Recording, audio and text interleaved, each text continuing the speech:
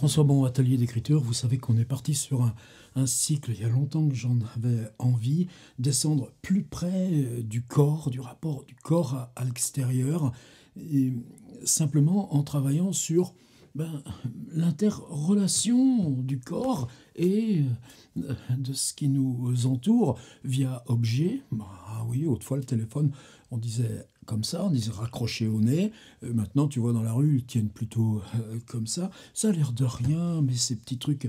Puis, quand tu tapes avec les pouces, comme ça, on se perd pas dans les détails, mais c'est question des gestes.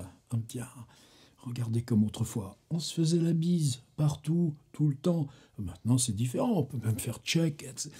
Toutes ces questions des gestes, mais les gestes, d'où ils nous sont venus, d'où on les apprend. Alors là, c'est la deuxième séance. Je vais commencer par une histoire. C'était en 2012.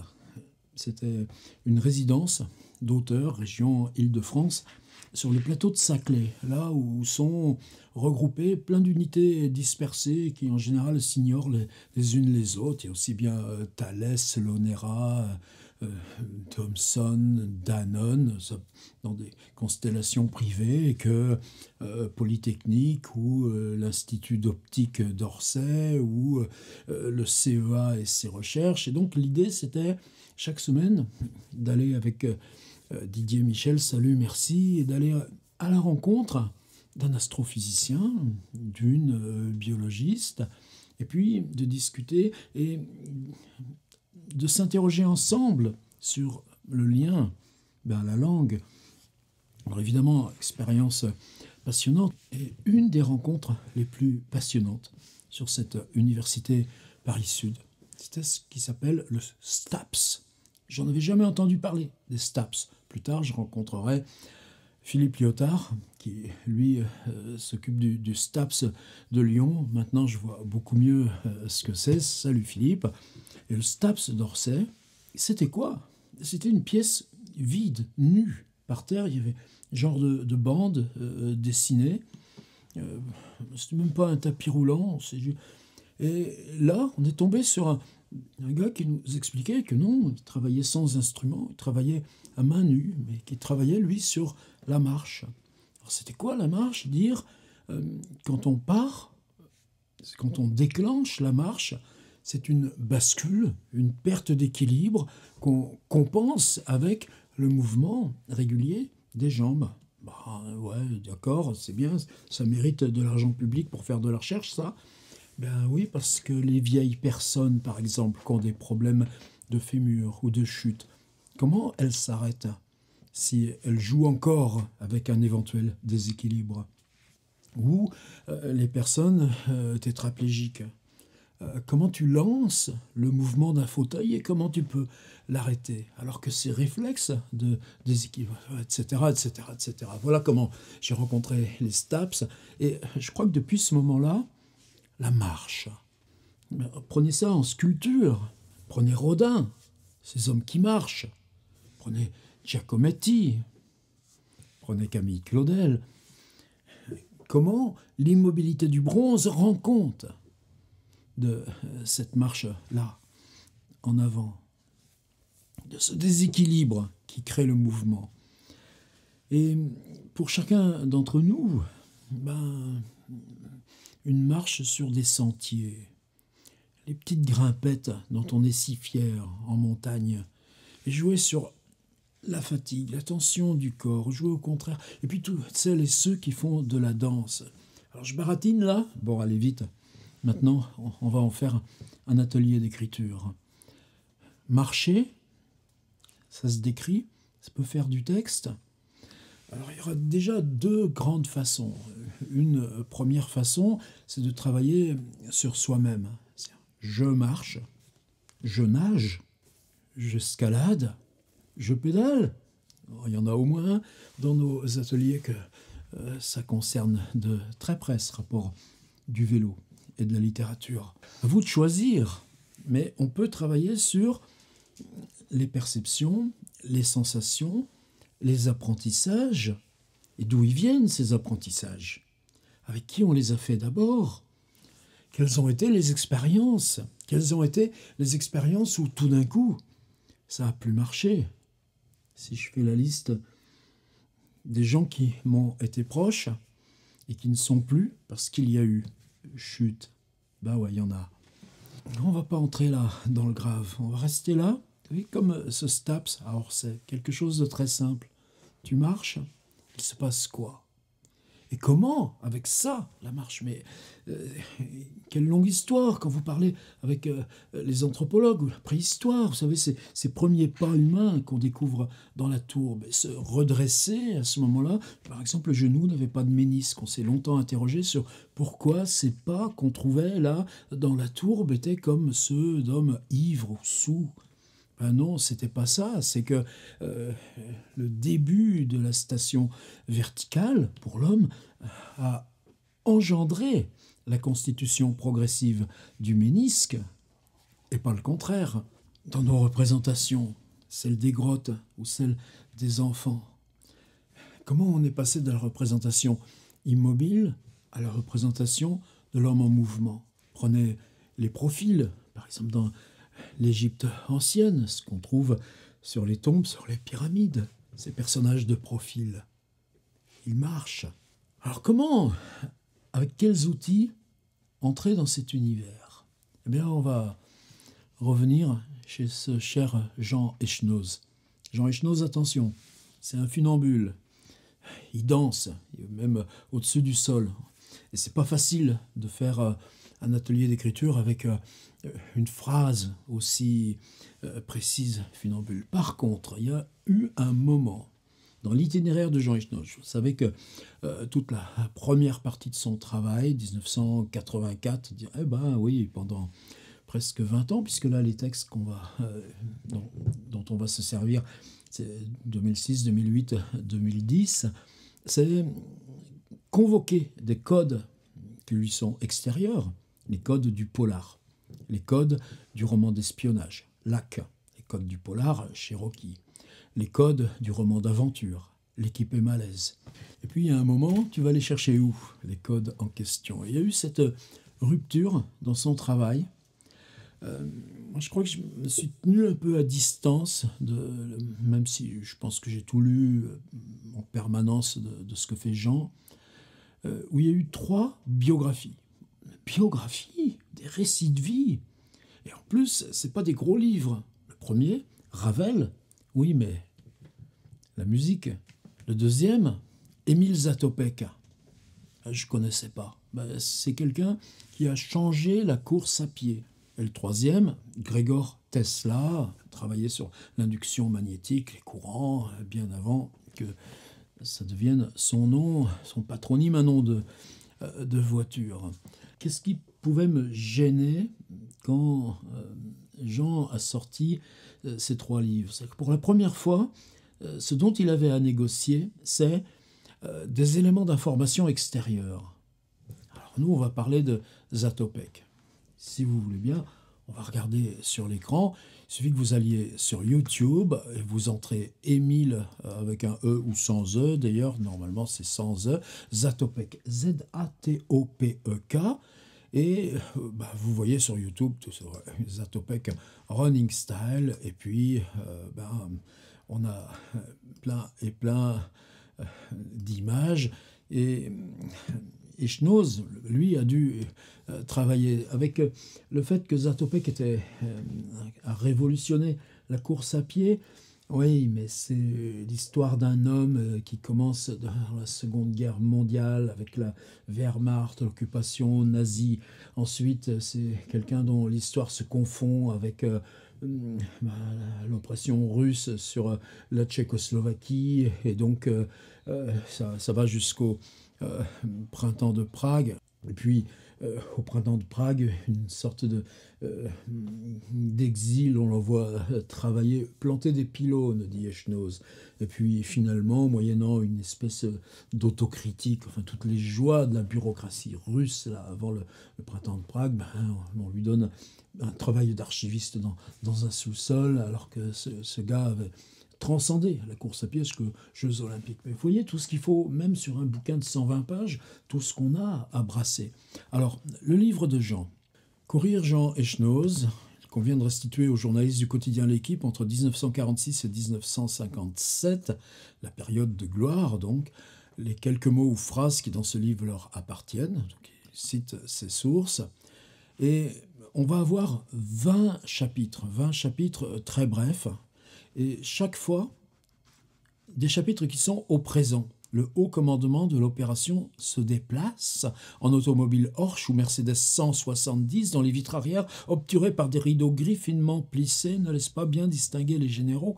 Et c'est là où on mesure l'effort de funambule d'Echnoz, c'est-à-dire d'avoir constamment cette convocation du réel extrêmement précis, et que dans la précision même, aller trouver ce qui fait image rémanente qui passe par la langue, et donc s'appelle littérature. Émile, là, lui, il le francise avec un accent et un E. Chapitre 2, un seul problème à l'usine, désireux de vendre toujours plus de leurs chaussures qu'ils exportent dans le monde entier, ce qu'on peut comprendre, et non content d'avoir... C'est-à-dire, la rhétorique qu'il est forcé d'appliquer au raisonnement quant aux informations, alors que ça, dans le travail d'Echnoz, normalement, il n'y en a pas besoin. Donc là, c'est Bata, les équipements de chaussures. On a aussi ça en France. Ce budget, père ouvrier en menuiserie, mère au foyer, 7 enfants, pas un rond. Émile sait bien ce que c'est, le présent, le présent. Et donc, chaque chapitre s'établit sur un temps précis, mais ce temps précis, c'est comme si on installait une caméra temporelle qui bouge de chapitre à chapitre. Ça, on a dans notre cycle outils du roman travaillé un peu là, sur un parfait, passé simple, présent. Mais là, chez Echnoz, ce saut, cette disjonction temporelle de chapitre en chapitre, ouais, c'est important. Alors sur les 20 chapitres, oui, l'heure est sévère, Asselin, l'hiver a été rude. Disons, il n'a pas dû s'amuser avec tout ça. D'abord soucieux, malgré ce qui, de rendre... comment tu passes sans arrêt, comment tu installes un documentaire, alors que ce qui compte, c'est l'expérience intérieure de cet homme. Et ce destin là, qui va devenir à la fois prouesse et puis à la fin et en même temps répression continue, et donc portrait du monde. 6. La guerre étant finie, on s'arme de nouveau, la Tchécoslovaquie. À ce moment de sa vie, Émile n'a bien sûr aucune expérience des rencontres internationales. Chapitre 6, chapitre 7, on y arrive. Il a beau ne pas gagner toutes ses courses, on s'est réinstallé un tout petit peu plus loin chaque fois dans sa carrière. N'empêche qu'à force d'accumuler ses records, Émile est devenu, l'air de rien, l'idole de son pays. Donc on va travailler en permanence sur des ordres symboliques qui inclut le politique, qui inclut ce qu'on projette sur les autres, là, dans cette après-guerre, pour croire à l'homme. Et là, Echnoz, il triche pas.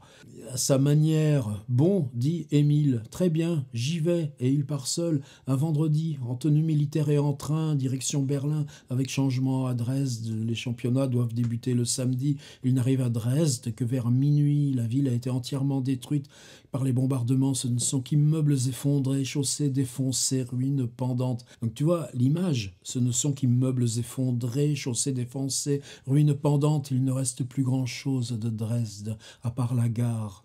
Et en même temps, il a joué avec cette oralisation. Bon, dit Émile, très bien, j'y vais. Il part seul.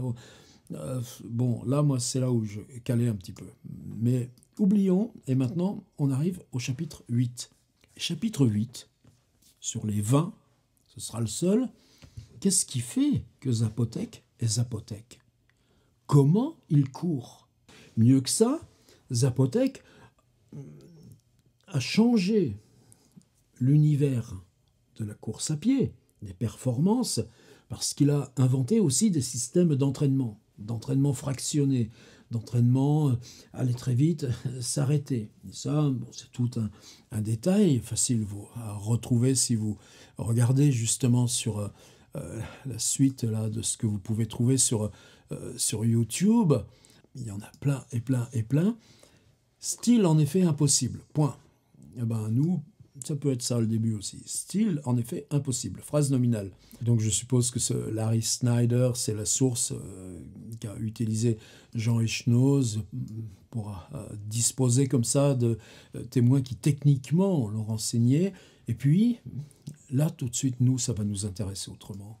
Il y a des coureurs qui ont l'air de voler, d'autres qui ont l'air de danser, d'autres paraissent défiler. Certains semblent avancer comme assis sur leurs jambes. Il y en a qui ont juste l'air d'aller le plus vite possible où on vient de les appeler. Émile, rien de tout cela. Mine de rien, là, on n'a plus besoin du tout de quoi que ce soit qui soit de l'information. Par contre, nous, pour l'atelier d'écriture, on a deux choix. Tout à l'heure, je vous disais, marcher, ça peut être comment vous marcher, ou nager, ou escalader, ou pédaler, ou ce que vous voulez. Mais l'autre choix, c'est dire marcher.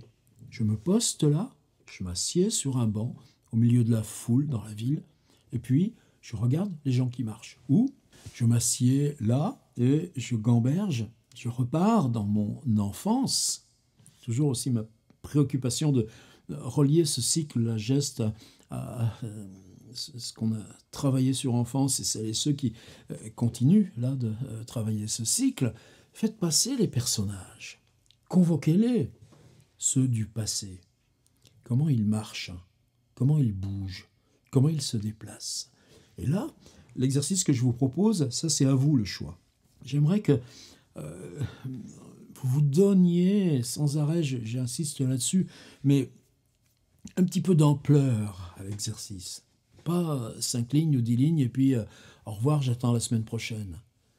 Parce que il y a toujours, pour moi, c'est pas un prédicat, il n'y a pas de hiérarchie. J'ai toujours dit entre les 3000 pages de Marcel Proust et les 60 pages d'illumination de Rimbaud, bien entendu, il n'y a pas de hiérarchie.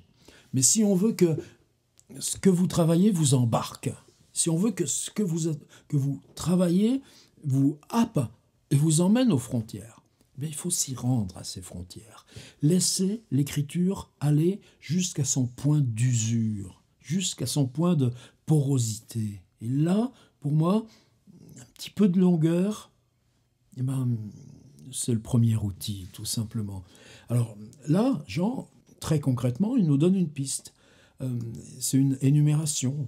Il y a des coureurs qui ont l'air de voler. 1, d'autres qui ont l'air de danser. 2, 3, d'autres paraissent défiler. Certains semblent avancer comme assis sur leurs jambes. Quelle image. 4, il y en a qui ont juste l'air d'aller le plus vite possible. 5, où on vient de les appeler. Eh bien, on a 5 façons de courir. Vous pouvez prendre une suite de personnages. Reprenez, une photo de classe. Collège, des années collège, des années lycée. Comment il bougeait? Vous le savez, vous le retrouverez. Eh bien, ensuite, Émile, on dirait qu'il creuse ou qu'il se creuse. Tout à l'heure, je disais, vous, comment vous intériorisez la sensation de marcher, ou de courir, ou de danser, ou de nager, ou de pédaler, n'oublions pas. Mais là, c'est Émile, on dirait qu'il. Donc c'est un personnage extérieur à vous-même. Est-ce que vous allez le prendre justement dans les zones autobiographiques d'enfance, ou est-ce que tout simplement, parce que vous êtes déjà sur un projet d'écriture, vous avez des personnages disponibles, personnages de fiction? Et bien là, pour Echenoz, il y a un personnage qui est réel, mais qui est entièrement à reconstruire par le travail de langue. Je ne pense pas qu'Echenoz ait connu directement Émile Zatopek, mais quand il le construit comme personnage, c'est on dirait qu'il creuse ou qu'il se creuse. Tu vois, le tout petit hiatus rythmique, on dirait qu'il creuse ou qu'il se creuse, comme en transe ou comme un terrassier. Et là, la métaphore a la valeur de construction d'image. Émile, on dirait qu'il creuse ou qu'il se creuse comme en transe ou comme un terrassier. Eh bien, allez-y, directement. Il suffit de ça pour construire comment un personnage se meut, comment un personnage fabrique son mouvement, en repensant là au Staps d'Orsay. Alors, toujours loin des canons académiques de tout souci d'élégance. Bon, comment je l'aime, Echnoz. Loin des canons académiques et de tout souci d'élégance, ça ne m'intéresse pas trop. C'est cette façon du texte-là de garder son rapport au documentaire, même là où on n'en a pas besoin. Par contre, juste après, Émile progresse de façon lourde, heurtée, torturée, tout en à-coups. Tout en à-coups. 1, 2, 3, 4. Oui, mais avant, 3 adjectifs. Émile progresse de façon lourde, heurté, torturé, tout en à-coups. Et le tout en à-coups devient presque lourde. 1 avec muet. Heurté, 2, torturé, 3, tout en à-coups, 4. Et tout d'un coup, la langue a construit le mouvement de Émile Zatopek en train de courir. Et donc c'est ce chapitre 8 là, de Courir de Echnoz, que vous liez chez vous ou pas, que moi je vous donne comme extrait d'accompagnement. Il ne cache pas la violence de son effort qui se lit. Là par exemple ce qui est curieux c'est tous les qui. Il ne cache pas la violence de son effort qui se lit. Crispé, tétanisé, grimaçant, continuellement tordu par un rictus. Ses traits sont altérés, comme déchirés par une souffrance affreuse, langue tirée par intermittence, comme un scorpion logé dans chaque chaussure. Je pense qu'il a toujours un petit sourire, l'ami Echnoz. Il a l'air absent quand il court, terriblement ailleurs. Si concentré que même pas là, sauf qu'il est là plus que personne. Si concentré que même pas là, sauf qu'il est là plus que personne. Et ramassé entre ses épaules, sur son cou, toujours penché du même côté, sa tête dodeline, sans cesse, brinque-balle, ballotte de droite à gauche. Poing fermé, roulant chaotiquement le torse. Émile fait aussi n'importe quoi de ses bras. Alors, la tête, le torse, les bras, autant de pistes, nous.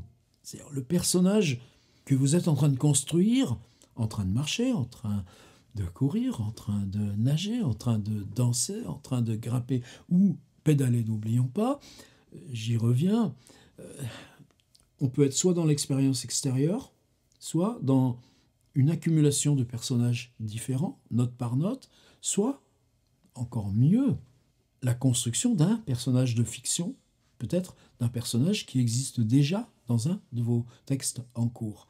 Et là, tout simplement, Echnoz, il y a 4 pages. Et il va nous suffire de suivre les 4 pages. Émile fait tout le contraire, il paraît courir sans se soucier de ses bras, dont l'impulsion convulsive part de trop haut et qui décrivent de curieux déplacements parfois. Prenez juste cette phrase. Pourtant, Émile fait tout le contraire. Il paraît courir sans se soucier de ses bras, dont l'impulsion convulsive part de trop haut et qui décrivent de curieux déplacements, parfois levés ou rejetés en arrière, ballants ou abandonnés dans une absurde gesticulation, et ses épaules aussi gigotent, ses coudes, eux aussi, levés exagérément haut, comme s'ils portaient une charge trop lourde.